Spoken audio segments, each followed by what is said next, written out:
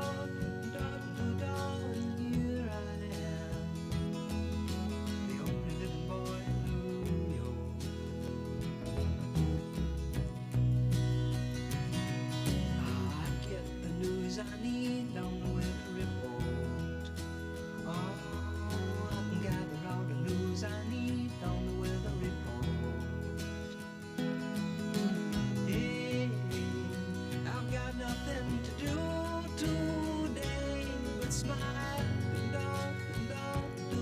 and here I am, the only living boy in New York.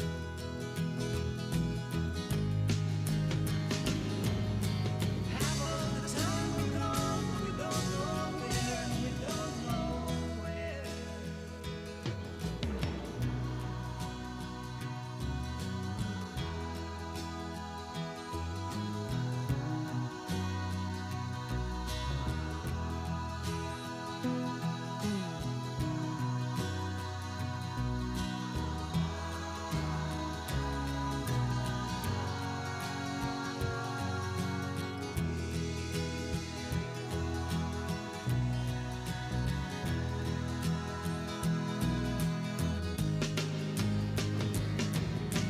Half of the time we're gone, but we don't know where, and we don't know where. Time, get you playing round the time. I know that you're really good to fly now. Hey, let your honesty shine, shine, shine now. Lord, like it shines on me. The only living boy in New York. The only living boy in New York.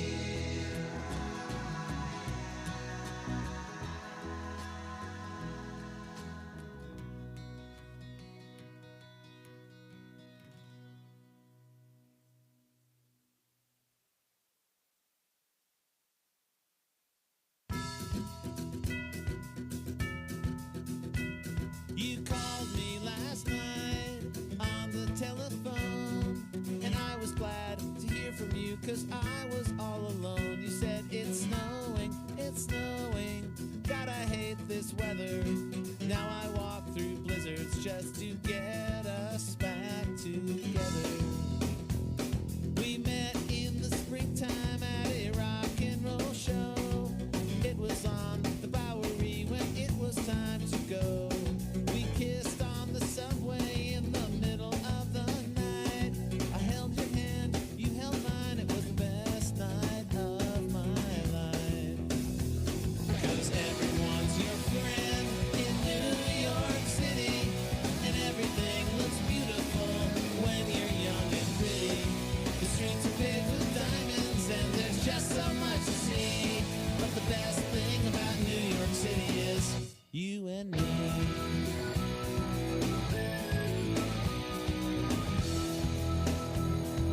Statue of Liberty, Staten Island Ferry, Co-op City, Katz's and Tiffany, Central Park, Brooklyn Bridge, the Empire State where Dylan lived, Coney Island and Times Square, Rockefeller Center, wish I was there.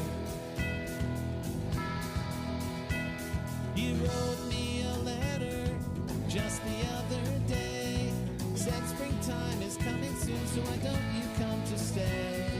Pack my stuff, it's on the bus, I can't believe it's true. I'm 3 days from New York City, and I'm 3 days from you. Because everyone's my friend in New York City, and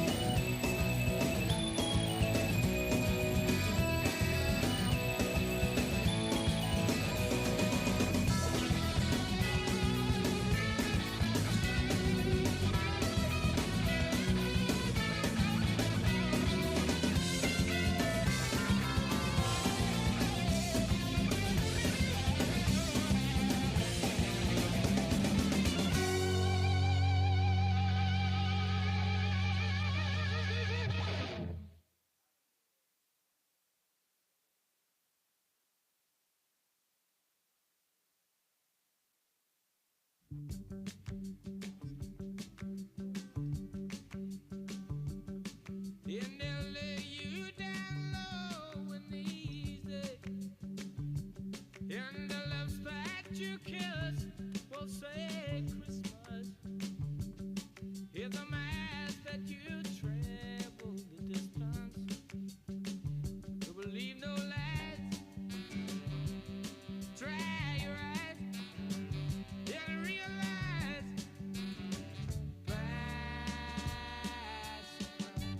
la la la la la la la la la la la la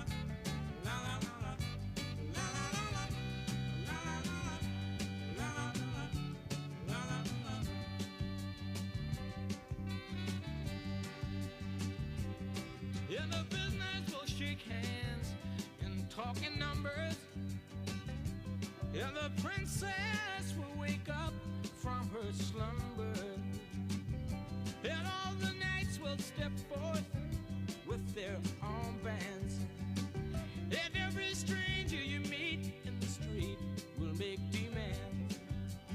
So believe no lies and dry your eyes and realize by surprise. La la la la la la la la la la la la la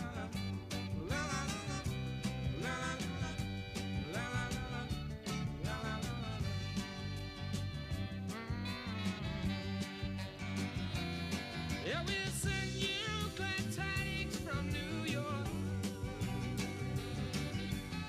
Open up your eyes so you may see. Ask you not to read between the lines. Hope that you will come right in on time. Oh. Yeah, they'll talk to you while you're in transit. And you'll visualize not taking any chances, but meet them halfway with love, peace, and persuasion. And expect them to rise for the occasion. And it gratifies when you see it materialize right in front of your eyes. By surprise. La la la la la la la la la la la la la la la la la la la.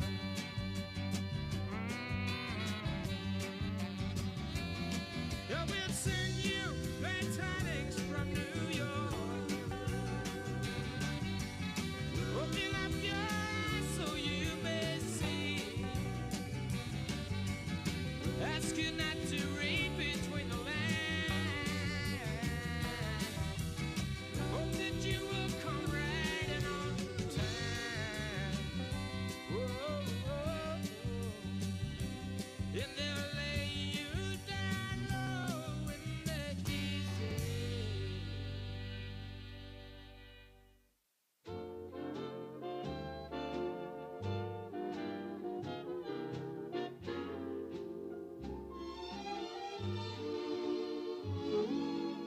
Like the folks you meet on, like to plant my feet on the Brooklyn Bridge.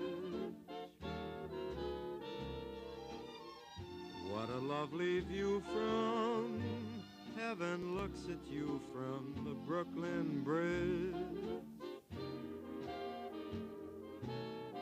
I love to listen to the wind through her strings, the song that she sings for the town. I love to look up at the clouds in her hair. She's learned to wear like a crown. If you've been a rover, journey's end lies over the Brooklyn Bridge. Heads up, we'll be getting started momentarily. Don't let no one tell you I've been trying to sell you the Brooklyn.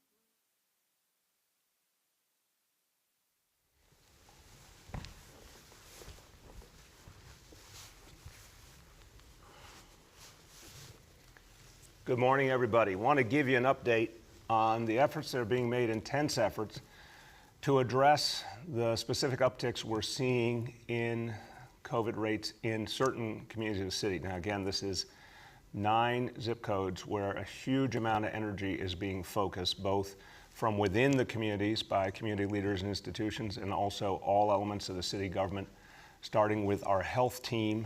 And that's 9 zip codes, again, in a city of 146 zip codes. But we need to focus a whole lot of resources, and we are in those areas, particularly the Test and Trace Corps, Department of Health, front and center with a large number of personnel right now. We'll go into those details. What we are finding initially is the more there is communication with members of the community about the importance of wearing masks, the more there's free mask distribution, and obviously a sense that there are consequences to not wearing masks, the more we are seeing people pick up on that and wear masks, and that's going to be part of how we turn the situation around.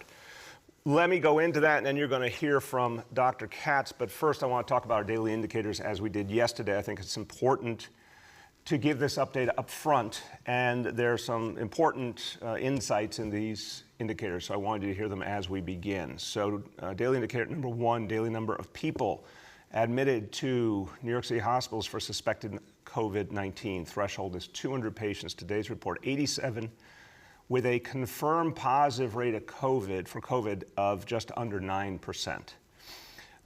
Number 2, new reported cases on a 7-day average. The threshold is 550 cases, and today's report is 354. Number 3, percentage of people testing positive citywide for COVID, threshold of 5%. Now again, this is the citywide number. Today's report, 0.94%. And we are now also going to be talking about the 7-day rolling average. So you have that perspective.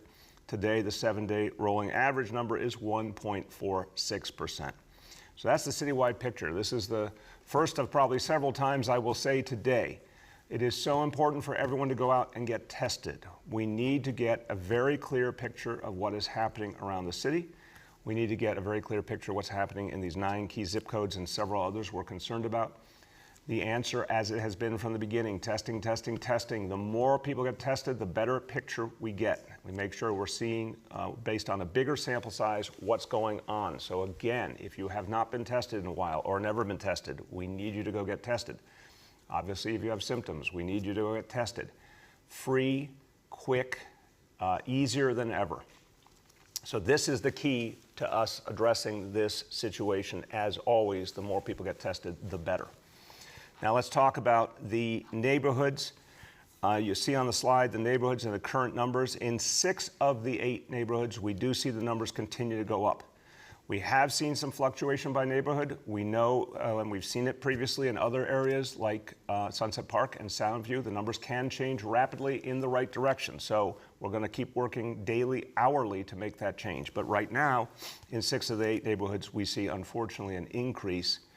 And now the neighborhood of Kew Gardens has surpassed that 3% level. We're watching carefully.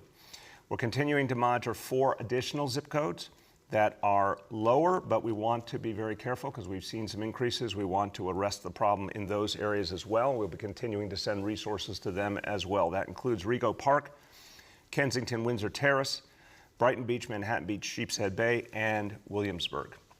Now, today, we'll have a number of initiatives today. 400 plus police officers will be out in these communities providing information, providing free masks, reminding people that they are required to wear masks, and obviously in the case where there is noncompliance, issuing summonses. 400 from the NYPD, 250 compliance officers from other city agencies, and approximately 300 members of the Test and Trace Corps. So almost 1,000 city employees will be out in these target zip codes doing distribution of masks, information, and when necessary, compliance work. Yesterday, a team distributed successfully thousands and thousands of masks. We saw good compliance when folks were encountered, when there was a discussion. We saw a very high level of compliance. No summonses were necessary yesterday. We would love to see that continue, but obviously prepared to issue summonses as needed. The Sheriff's Department also yesterday visited over 130 non-public schools to ensure that rules were being followed. So that's a key piece of the equation. There's going to be, by the sheriff and Office of Special Enforcement, intensive outreach, going to businesses as they have been over the last few days, going back to businesses where there are instances of non-compliance. A reminder, businesses can be fined or shut down. So there'll be individual work throughout the community, going business by business, hopefully finding good conditions. Where there are not good conditions, if they have not been a problem before, there'll be a warning. If there has been a problem before, a business can be fined or shut down on the spot. So that effort will continue with those compliance agencies. And then rapid testing, rapidly increasing, I should say, the amount of testing in the area. 11 mobile testing sites have been moved into the cluster areas, tripling the capacity of the health department's express testing sites, and a new initiative which Dr. Katz will explain, a positive phrase being used, block parties. These are areas where streets are closed off and a high level of testing can be done in mobile testing units. And we want to encourage community members to come out and participate with that. That amount of testing will continue to increase daily over the coming days in these neighborhoods. We're also working with community-based organizations of all kinds to get the word out, multiple languages, let people know how important it is to get tested, how important it is to wear masks and to socially distance. We have robocalls being made. We have sound trucks out in communities spreading the message in multiple languages. All of this can help, will help, is helping. Now, it's also really important to note that community leaders have been extremely helpful in this effort. I want to thank the many, many community leaders. I've been on numerous group conference calls and calls with individual leaders of the community over the last week. I know Dr. Katz, Dr. Choksi, many others have spent a lot of time working with community leaders on the right way to address this challenge. A special thank you to a beloved member of our team, Penny Ringel, who works here in the mayor's office and has done extraordinary work with the community. I get many thank yous from community members for his tremendous outreach efforts to help people know what they need to know and how to act on it.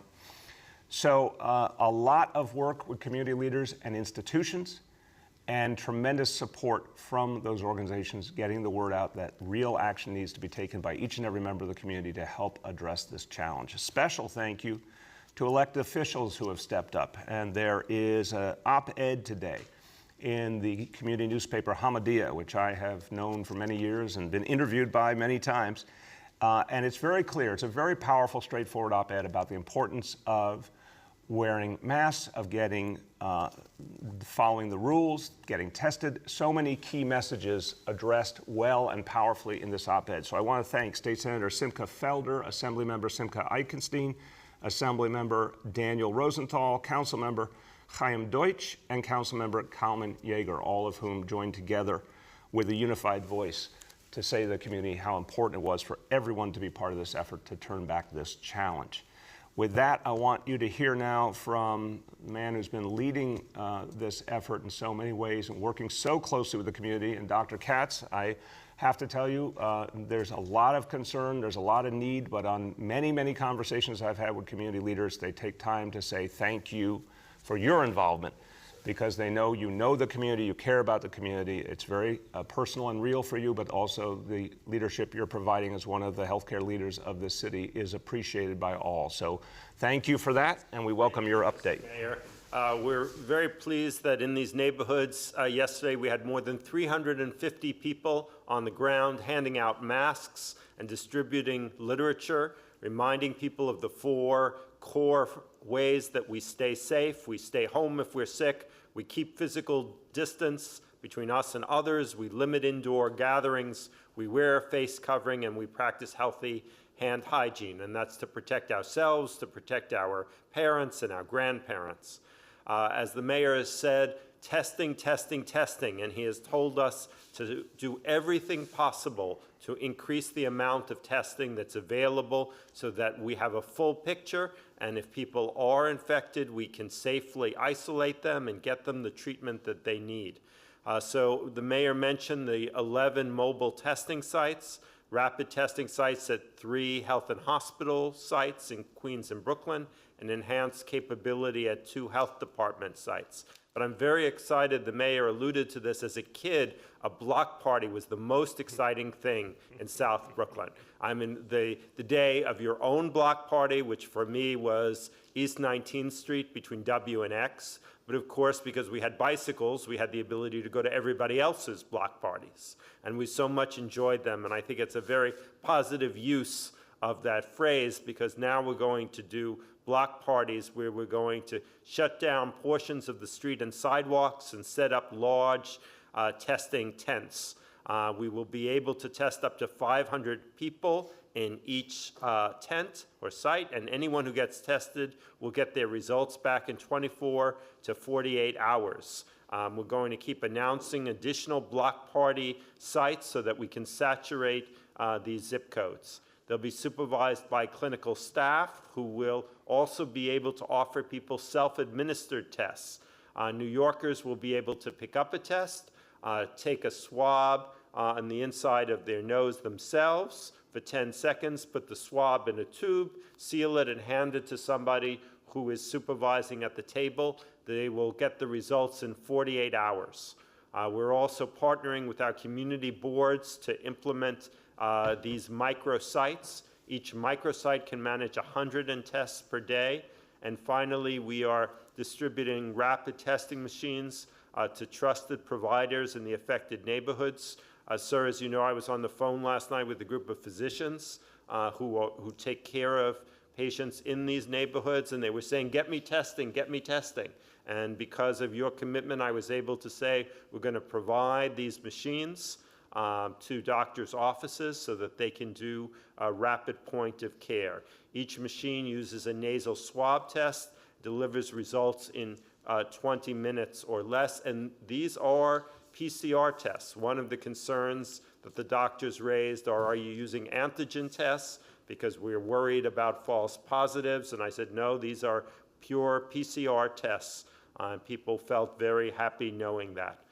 The virus is insidious. Many people are asymptomatic and don't know they're infected and can spread the disease.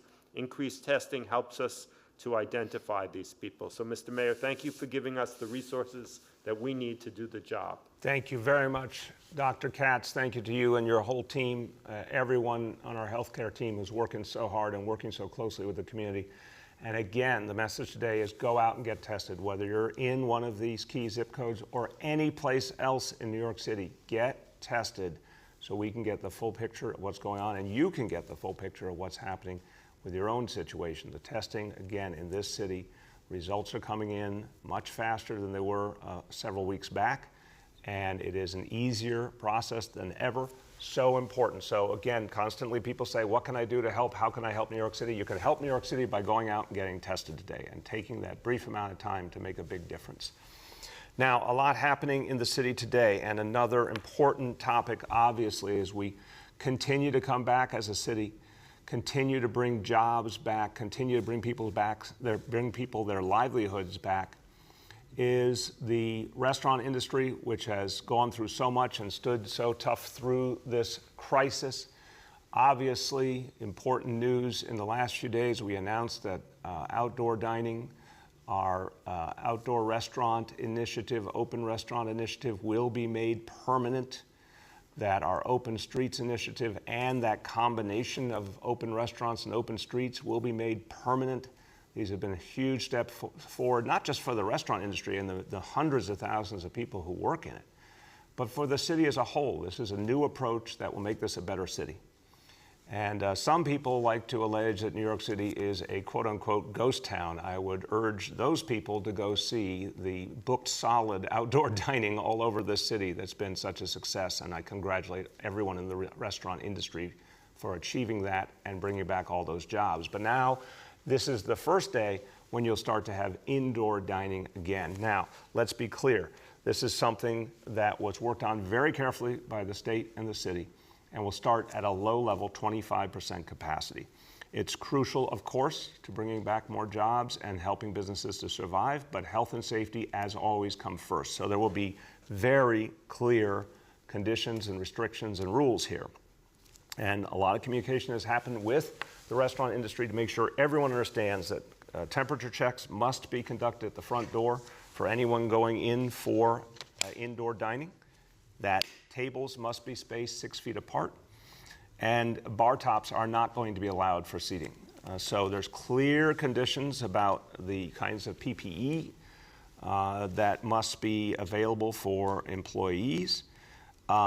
Obviously crucial that information is kept carefully by the restaurants in case there is, God forbid, a situation where follow-up is needed, that the Test and Trace Corps will have the information needed.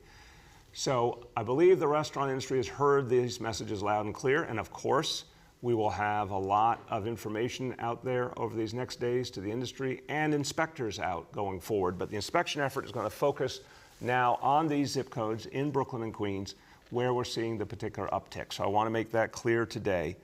There's going to be a very rigorous inspection effort in those zip codes. And we're going to be looking carefully to make sure every restaurant is following the rules. Look, if we see the kinds of violations that create problems, like employees not wearing a mask or a violation of the 25% limit, if a restaurant has more than 25% capacity with its diners, or if we see alcohol being consumed at a bar, those are the kinds of things that will lead to immediate summonses. And again, we want to have a situation where everyone follows the rules and no one is penalized. We certainly don't want to see any restaurants shut down. But we need to be very rigorous everywhere in the city, but particularly in the zip codes in Brooklyn and Queens where we're having a problem right now. So you will see health department inspectors and other personnel out in those restaurants starting today and tonight, and they'll be very focused on making sure everyone is following the rules. Also, work going on with small business services and other agencies to get the word out. We want to support this industry, but it has to be done safely. And I know, as always, restaurant owners and employees have questions as we continue to move forward. Anyone who needs information can go to nyc.gov/restaurant reopening, my apology, nyc.gov/restaurant reopening to get the information you need. It has been a long journey back, but it has been working. The industry has played a crucial role in the rebirth of this city, and we're going to make sure that continues. Now, let's talk about another reopening, school reopening. Again, as the Chancellor and I have said more times than I could count, it's about health and safety. By the way, as you see in that picture, our kids are doing their share, and when the Chancellor and I were at the Island School yesterday on Houston Street, we saw it. We saw it the week before out in Elmhurst at the Mosaic Pre-K Center. 4-year-olds, 5-year-olds, 6-year-olds, 7-year-olds, every age, kids wearing their masks and doing it very naturally, honestly, and adults as well, and social distancing being respected. We also saw kids really happy to be back in school with the teachers they love, with their friends, and we saw a lot of adults with tears in their eyes too, tears of joy that they could see the kids they love again. And the seeing everyone reunited was really, really powerful. I want to just give you an update on yesterday. Big step forward because we had, as of yesterday, 870 schools open in New York City. So we went through the first step with pre-K, 3K, and District 75 special ed schools. Yesterday, K-5, K-8 schools. As of this morning, 870 schools open in New York City with in-person learning for the children. Yesterday went very well.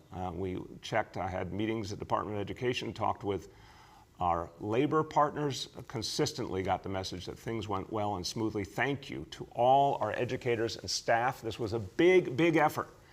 And the folks at the Department of Education, including everyone who works at the Tweed Building headquarters, I want to commend you all. This was a tough effort, a big, complicated effort. But yesterday we moved forward in a very big way, now at a level that no other school system in America is, with 870 schools open for in-person learning. But tomorrow, we go much farther. Middle schools and high schools open, at which point tomorrow morning there will be 1,600 schools open, 1,600 public school buildings open and serving children and families in New York City, in addition to over 1,000 community-based pre-K and 3K sites. So a really extraordinary number of schools will be open and ready to serve, and they're doing it the right way. Thank you to our educators, to our staff, to all the DOE leadership, to our parents, and to our kids, because you're all together making this work. Now, let me give you another update, because again, it seems like so much is happening at this point. The census, what's going on? Well, today was going to be the last day to be counted in New York City. And if you have not been counted today, if you haven't filled out the form, today's a good day to do it. But we have a federal district court in California that has overruled the deadline and called for a 1-month extension to the original concept. It's still in the court system. We don't know what the final disposition will be. We do know that everyone can do something right now, because regardless of what's happening in the courts, the facts on the ground matter. So if you haven't filled out the census, do it right now. It takes all of 10 minutes. Right now, New York City has a 60.8% response rate, 60.8%. That's a very impressive number given that this all happened during a pandemic, but we have to get it higher. So the simple message is, while we're waiting to see what happens in the court system, we're going to continue to do this work, continue to reach New Yorkers, especially today. Please go online, my2020census.gov, or call 844-330-2020, 844-330-2020. Okay, now we'll do a few words in Spanish. Hoy anunciamos que se puede comer dentro de los restaurantes de la ciudad de Nueva York. Los restaurantes tienen que seguir estrictas medidas de seguridad, incluyendo distancia social y menos mesas. Queremos que más personas puedan volver a trabajar en los restaurantes y ganarse la vida de forma segura. With that, let's turn to our colleagues in the media. Please let me know the name and outlet of each journalist. Hi all, we'll now begin our Q&A. As a reminder today, we're joined by Dr. Shachki, Dr. Katz, Chancellor Carranza, Commissioner Doris of the Department for Small Business Services, and Senior Advisor Dr. Jay Verma. The first question today goes to Andrew from WNBC. Good morning, everyone. Mayor, I wanted to ask, the UFT has made it known in a letter that if you can't turn the numbers around in some of these danger zip codes, they would like key schools, I think as much as 80 of them, as many as 80 of them, to be closed while the numbers are this high. I'm wondering, how close are we to that point where you would need to close down schools in these targeted zip codes? It's a good question, but I want to give you a clear answer, Andrew. I've obviously talked to our union colleagues. I'm familiar with their concerns, but what we're doing is making our decisions based on data, based on science. And we have something now that we did not have back in March or April, which is the Situation Room that is watching every school every day. We have very precise data on what is happening in each school. We'll obviously have asked the question, what are we seeing with the schools in those zip codes? What are we seeing with members of the school community who work in a school in any part of the city but live in those zip codes? And the answer is the same in both cases. We are not seeing any unusual uptick among any of them. I will say it again. We have a very unusual situation here where we have an uptick in a discrete set of zip codes, and we are not seeing an interconnection to our public school system. So we will watch it very carefully, daily, hourly, and if at any point we determine we need to close an individual school or any number of schools in that area, we will. But today, based on the facts, it is not warranted. Go ahead, Andrew. My second question has to do with your new enforcement efforts in these zip codes. You mentioned this morning, I believe you said 400 NYPD officers will be part of this mix. Yesterday, Governor Cuomo pointed again to the fact that so many NYPD officers don't wear their masks themselves. I'm wondering if at this point you find that perhaps some of the reticence on mask wearing comes from the fact that New Yorkers see poor modeling from their own police officers who are out on patrol not wearing masks day after day. Obviously, I've had this conversation with Commissioner Shea, and I know he's sent very clear instructions repeatedly to the men and women of the NYPD. And from my observation going around the city, the vast majority are, in fact, wearing masks. But I think the answer is simple. Our officers should be held to the same standard as all citizens, all public servants. Unless there is a good reason, like stopping to drink water or having to do something in which a mask interferes with them doing their job, our officers should be wearing their masks. If they don't, there should be penalties. It's as simple as that. And the NYPD has the tools to implement those penalties, and they should. I don't want to see that happen. I would just prefer all our officers to follow through on these instructions that the commissioner has given. But if anyone doesn't, there should be penalties. Next up is Ravain from Hamodia. Good morning, Mr. Mayor. Yeah, I'm giving you promotion today, Ravain. I'm going to help Hamodia have more subscriptions. Thank you. I actually, 30 seconds ago, H&H texted me that my COVID test was negative. Congratulations. Thanks. I wanted to ask, you mentioned that that these hundreds of people that are going into the neighborhoods, part of what they're doing is to providing information and combating disinformation, but you didn't elaborate on that. So I'm wondering if you or the doctors can elaborate on what sort of disinformation these people are combating. Yeah, I'll turn to Dr. Katz with this simple point.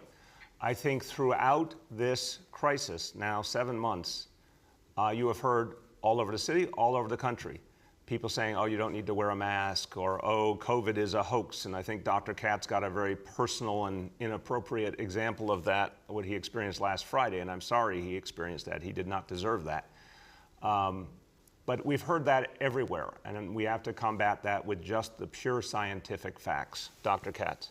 Thank you, sir, for the opportunity. The most common and most pernicious misconception I've heard is that the virus has changed, that it's not as lethal as it used to be.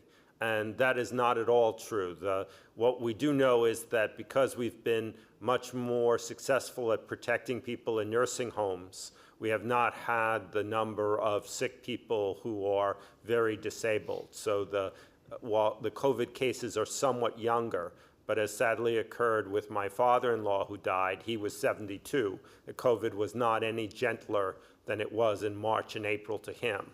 And so we have to keep reminding people the virus has not changed. The epidemiology is a little different with younger people being infected. So that it's not, the numbers do not look as bad, but even young people have succumbed to this virus. A second one I hear a lot is herd immunity, that we don't need to wear masks because we have herd immunity. There's no neighborhood that has herd immunity. And so people definitely need to wear a mask. And then finally, I've heard that the tests are not accurate. And I think actually what that is confusion about the different types of tests. The PCR tests that we're offering at all our sites, whether it's rapid PCR or whether it's a PCR people are getting in 24 to 48 hours, the results of, those are accurate tests, and people should believe the results. I'm glad your test was negative, and I'm also pleased that you got the result by text. That would have been an unimaginable thing for health and hospitals to accomplish 3 years ago. So I'm very glad that not only you got the result, but you got it in a modern way. Excellent. Thank you. Go ahead, Ruben. Yeah.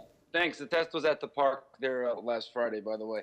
My other question was about the testing rates. I know that in many of these zip codes, there are very high antibody rates, and I'm wondering if that's leading to fewer tests. Are people with antibodies less likely to test, and is that somehow affecting the positive test results?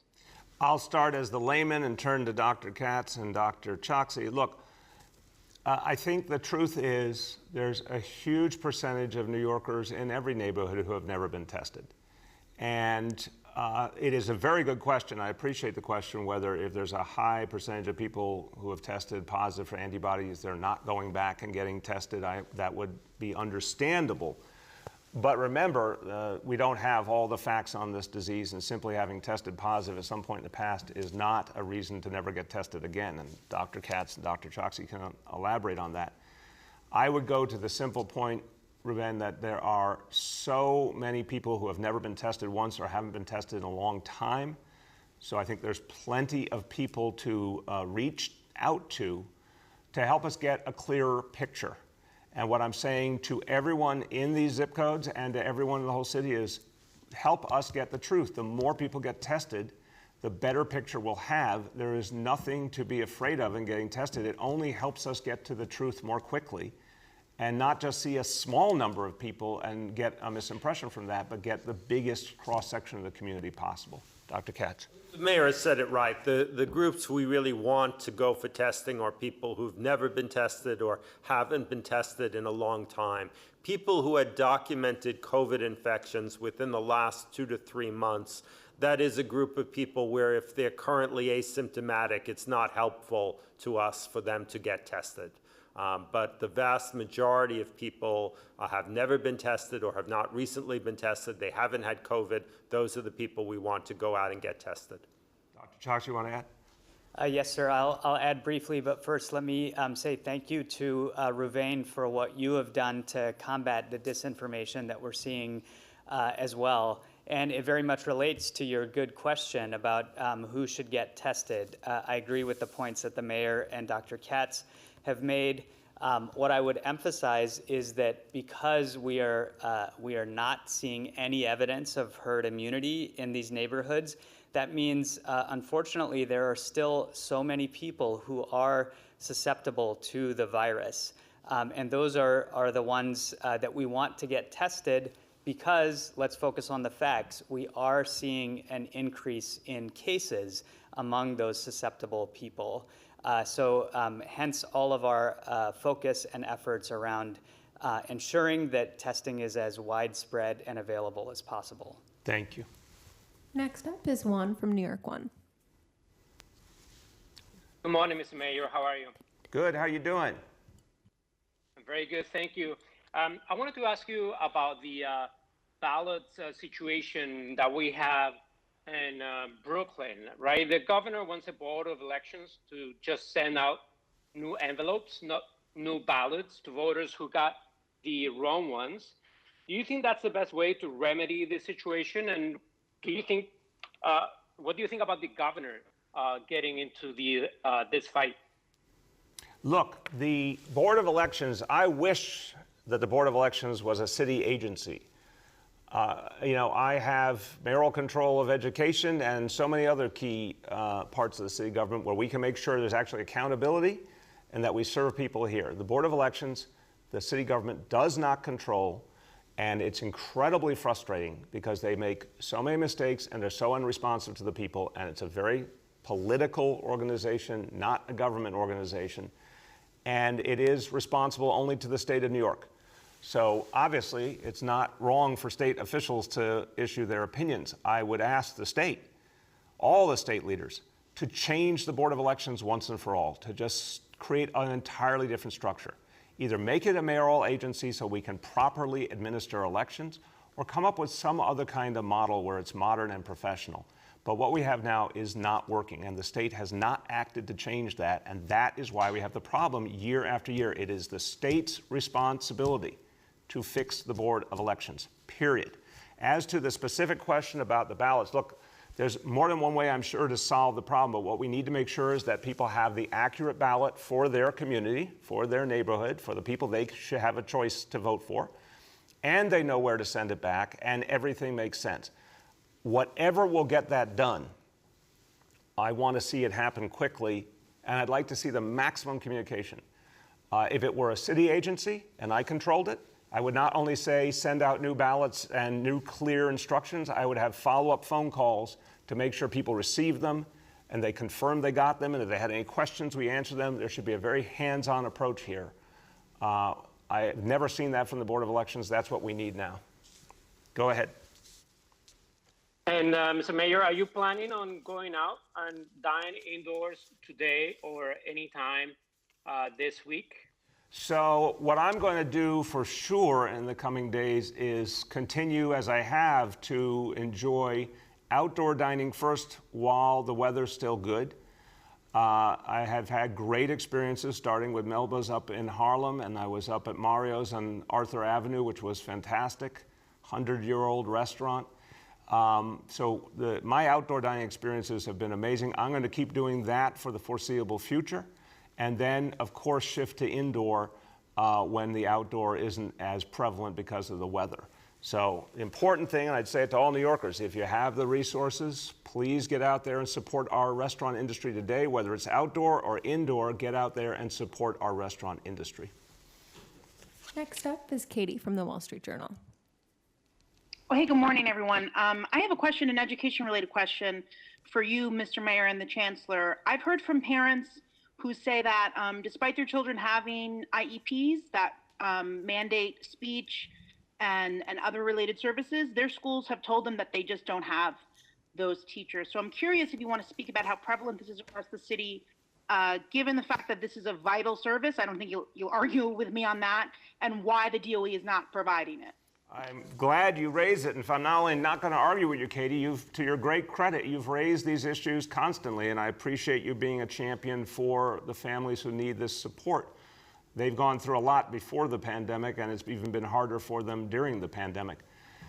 So the Chancellor will have the details, but I want to affirm we have to get it right for each and every one of these families, even with all the challenges we are facing. Chancellor.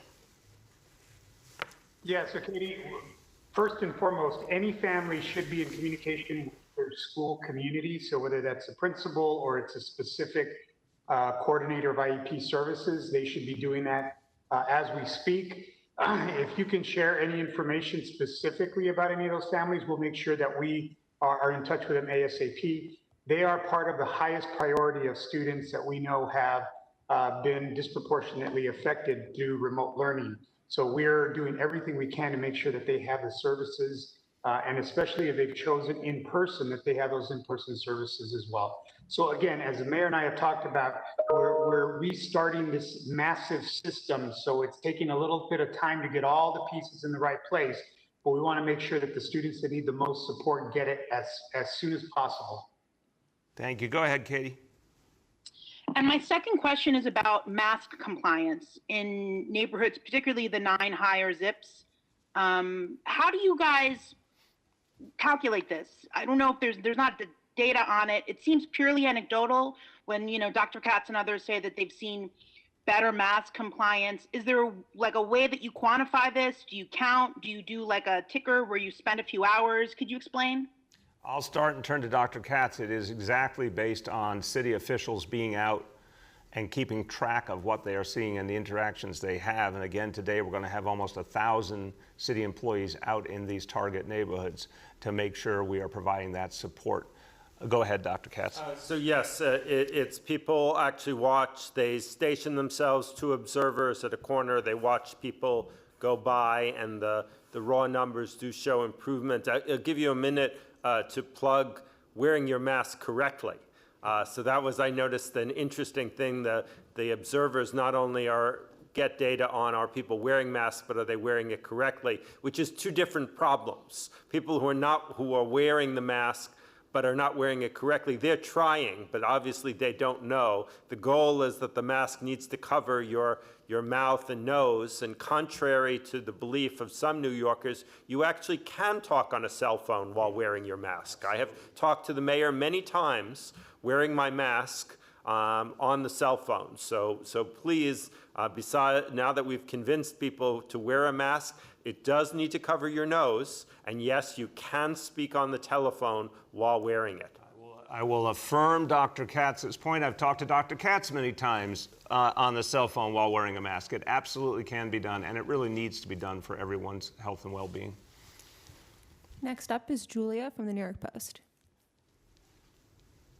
Hey, good morning, Mr. Mayor. How you doing? Good morning, Julia. How are you? Good. Just following up on Andrew's question, you're going to kind of wait until the weather gets cooler to dine indoors.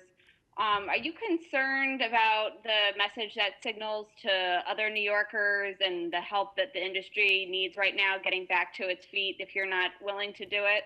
No, I didn't say not willing, and I'm not concerned about the message. I'm saying I personally just prefer outdoor dining, and so long as it's available, I would always choose it. I think there's lots of people who are going to love the opportunity to dine indoors, and they'll have that opportunity. So the important thing is that the restaurant industry is coming back strong, that folks who have the means, and a lot of people don't right now, but thank God many people do, should go out there and support restaurant workers and restaurant owners. And if you prefer outdoors, go outdoors. If you prefer indoors, go indoors. Go ahead. There's a video of a large gathering on a street in Borough Park last night without any social distancing, and it appears very little mask wearing. Are you or the health officials on the call aware of the incident, and was there any enforcement? I am not. I'll turn to my colleagues, but what we will do in any case like that is follow back to who was involved, how can we reach those people, or if we expect any recurrence, to make sure we have personnel out to address it in advance. But doctors, any sense of this? No, I have Okay, not. we'll look into that and make sure our team follows up with you with further detail. Next up, we have Jillian from WBAI. Hey, Mr. Mayor, how are you? I'm good, Jillian, but we have a problem with your innovation here. We have a little confusion, at the I federal know. level. I'm digging the question marks. So I want you to know, the first question is being asked in all due respect. The state just rose pay raises a third time, and you've extended the city's furlough to include managerial and non-represented employees. Going a step further, you have a history of awarding your staff lucrative raises, as well as hiring more special assistants. Between 2016 and 2019, 3 of 4 years amounted to cumulative raises of more than $2 million alone, and the number of special assistants has increased by more than 100% since you took office. These raises are usually awarded at the end of the fiscal year, which just ended in June. Given the city's financial situation and the prospect of mass layoffs, can you say with certainty no raises will be given within the next year? And will you be reducing the number of special assistants, many of whom earn more than $100,000 a year? So, Jillian, let me try and address that, different pieces you're raising there. The state has an entirely different structure than we do in terms of the way they freeze pay raises. They have different labor rules than we have, those kind of things. In terms of the vast majority of our workers would, of course, have to be done through collective bargaining. In terms of the mayor's office, as I announced, I think it was last week or the week before, not only are we doing the 5-day furloughs for me and all other appropriate mayor's office personnel, but the budget of the mayor's office has gone down now 12% since the June budget, meaning from last year to this year, down 12%. And we're going to continue to find savings. So what we have done is actually reduce the number of jobs here overall. There's no raises being given that I know of. There's no plan to give raises. There are people who take on new, entirely different jobs, and that's a different matter when you go into an entirely new job. But no, there's no plan to give raises at all. Go ahead. Thanks. Thank you. You were asked a rather incomplete question last week about development and if Democrats were being too anti-development, when in fact, I think most of us know party affiliation tends to be irrelevant in such matters. In your response, you cited 3 projects the city is still pursuing, but you didn't talk about the very controversial rezoning proposal for the Crown Heights area surrounding the Brooklyn Botanic Gardens. While there's much to ask about this project, my main question today has to do with the fact in 1991, so during your mentor, David Dinkins' administration, the city conducted an analysis and an EIS, including shadow study, determining the area must have height limits to protect the garden and that more than 12 stories will be detrimental with shadows cast over it. And the city put into place height restrictions. So what has changed since the Dinkins administration concluded the garden would be at risk by nearby development because the private project the city and DCP currently support includes at least a 39-story building, to which your own Parks Department objected in December in a 13-page memo? Well, you have done your research. I need to do a little more of my research on what city planning is thinking about that specifically. Look, I think it's quite clear that the work that was done almost 30 years ago was for that moment in history, and we're in a very different moment in history where can tell you, having been in this building in 1991, if you told me the city would grow from that time to now 1 million or more people, and that we would have the kind of huge crushing need for affordable housing that developed over those decades, and the kind of population plus the rising cost of living and property values, I would not have believed you in 1991 if you told me that we would get upwards of 8.6 million people and that the cost of renting an apartment would go so high. I just would not have believed you. So I would say that the assumptions then versus the assumptions now are very different. And the position we've taken all along is where development benefits the larger community in terms of affordable housing and other needs, that's where we're open to it, and where it doesn't, we're not. The cases you're talking about, there's a couple of different issues around the Botanical Garden. Those are private applications. Those are not city-sponsored. But I will look into the specifics and see what the latest is and have an update for you. The bigger point I want to make to close this piece out is, on the issue of development, we will support pro-community development. This is what I've been saying since long before I was mayor. We will drive a hard bargain with all developers. We're going to demand community benefits, demand maximum affordable housing, demand local hiring. Right now can only be done voluntarily. If the legislation we want to pass in Albany passes, it can become a requirement of development. So for everyone out there who thinks developers are getting away with too much, go help us pass this law in Albany so we can require hiring of local community residents and development, hiring of public housing residents, folks who really need that support. We need the legal tools to do it, and it could happen with the stroke of a pen in Albany in a matter of weeks. So what I want to see going forward is that the city continues to have a very high bar on what development we will support and what we won't. And when we don't see developers being generous enough and working with communities, we're just going to walk away from that. And when we do see developers working with communities, we're going to embrace it. I was at One Vanderbilt a couple weeks ago, exemplary model, because $220 million of private money went into fixing the subway system around Grand Central Station. That's the kind of development we can embrace. But it's really up to developers to come forward in that spirit of serving the surrounding community if they want to get the support of the city government. Next up, we have Michael from the Daily News. Good morning, Mr. Mayor. Good morning, Michael. How are you? I'm good, thanks. So I wanted to check in on the situation with the layoffs we were talking about a few weeks back. Where is the city on that? I know you've been talking to labor leaders.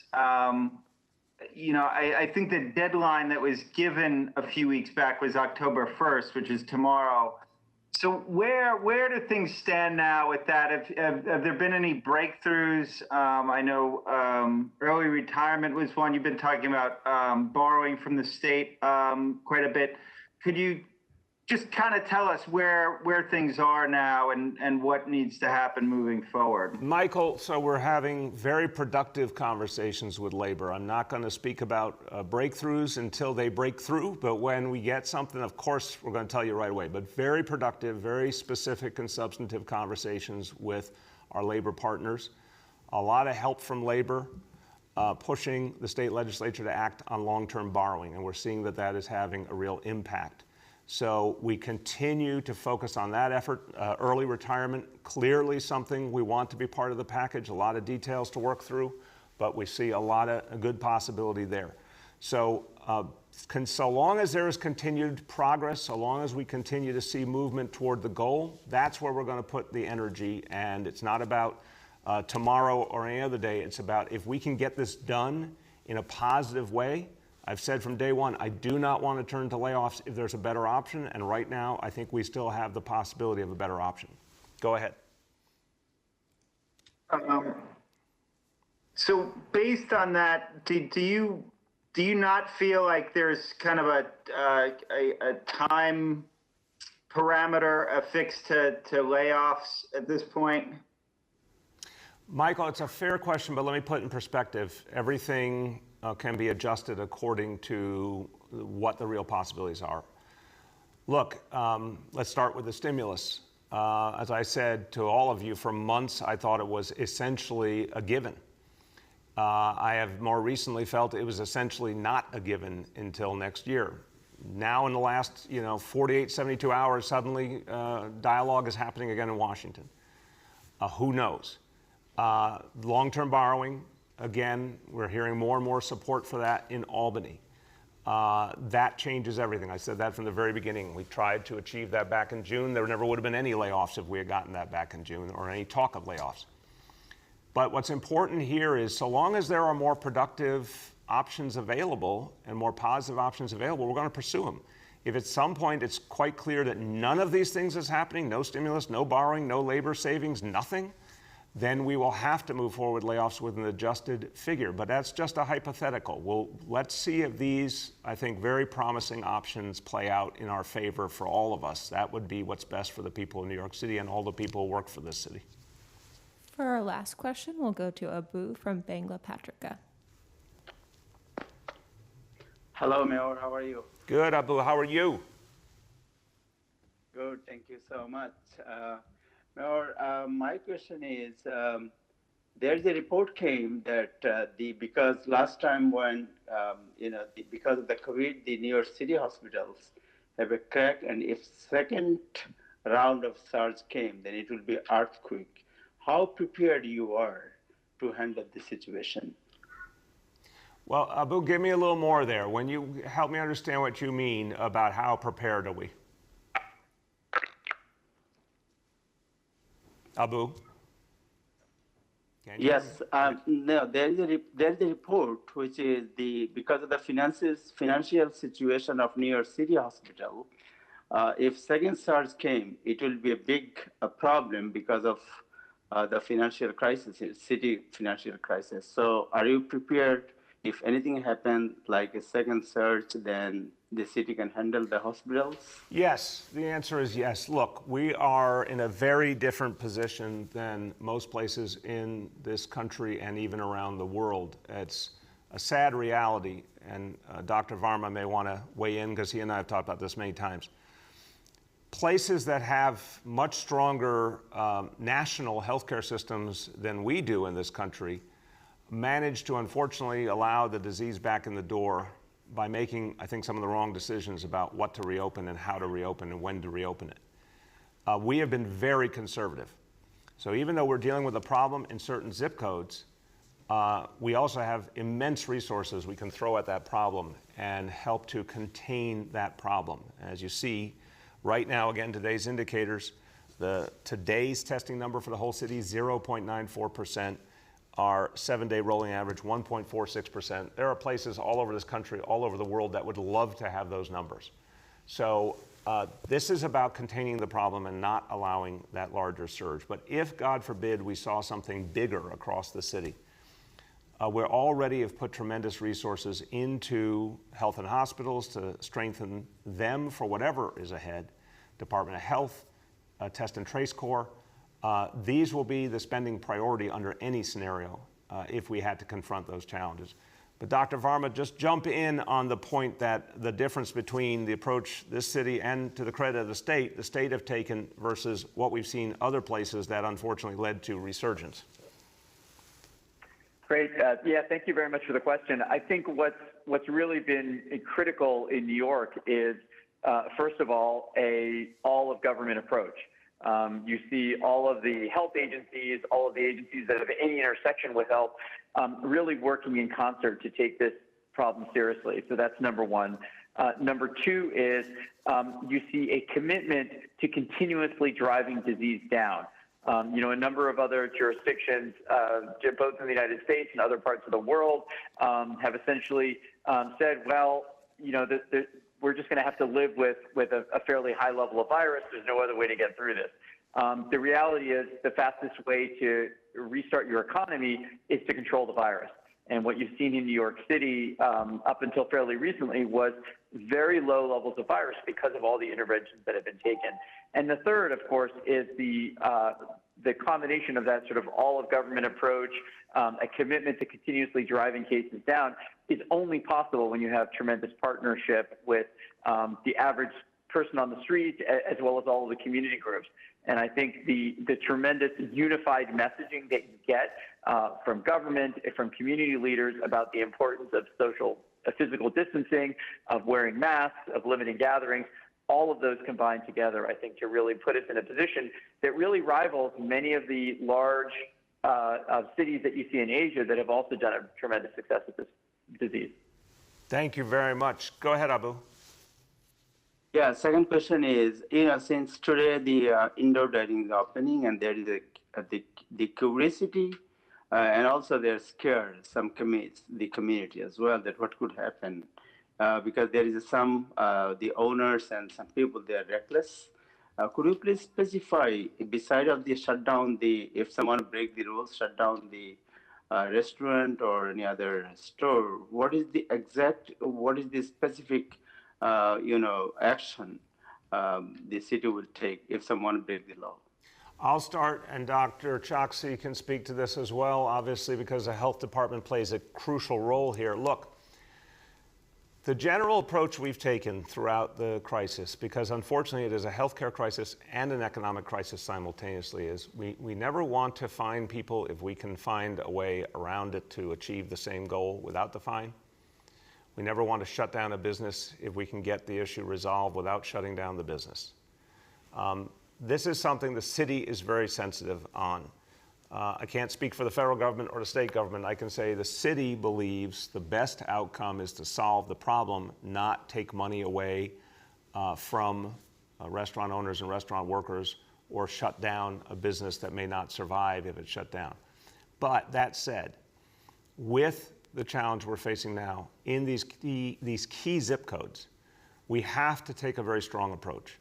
So there's been lots of education to the restaurant community of what they need to do.